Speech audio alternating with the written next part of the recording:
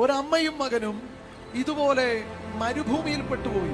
അന്നേരം ആ അമ്മ പറയുന്ന ഒരു പദമുണ്ട്, എനിക്കെന്റെ മകന്റെ മരണം കാണാൻ വയ്യ എന്ന് പറഞ്ഞ് ഒരു അമ്പിപ്പാട് ദൂരത്ത് ചെന്ന് മാറിയിരുന്ന അമ്മ കരയുമ്പോൾ, ഇതാ ഇവിടെ അബ്രഹാം തന്റെ മകനെ കർത്താവിന് കൊടുക്കാൻ വേണ്ടിയിട്ട് അങ്ങ് ഇറങ്ങി നിൽക്കുക. ഇതാ വാഗ്ദത്തം ഉള്ളവരും വാഗ്ദത്തം ഇല്ലാത്തവരും തമ്മിലുള്ള വ്യത്യാസം. വാഗ്ദത്തം ഇല്ലാത്തവനെ മരുഭൂമിക്കകത്ത് ഇട്ടുകളഞ്ഞിട്ട് സ്വന്തം അമ്മ മാറി നിൽക്കുമ്പോൾ, വാഗ്ദത്തം ഉള്ളവന്റെ കൂടെ ചേർന്ന് അബ്രഹാം നിൽക്കുക. കാര്യം അബ്രഹാമിന് ഒരു കാര്യം ഉറപ്പുണ്ട്, വാഗ്ദത്തം പറഞ്ഞവൻ വിശ്വസ്തനാന്ന്. ആരോ പറയുന്നു എന്റെ കൂടെ വരുന്നവരെല്ലാം തകർച്ചയിലായിക്കൊണ്ടിരിക്കുക, നമ്മുടെ കൂടെ നിൽക്കുന്നവരെല്ലാം പ്രശ്നത്തിൽ അകപ്പെട്ടുകൊണ്ടിരിക്കുക എന്നൊക്കെ ആരോ പറയുന്നെങ്കിൽ ഞാൻ നിങ്ങളോട് പറയാം, നീ ഒരു വാഗ്ദത്ത സന്തതിയാണോ? നിന്റെ മേൽ വാഗ്ദത്തം കിടപ്പുണ്ടോ?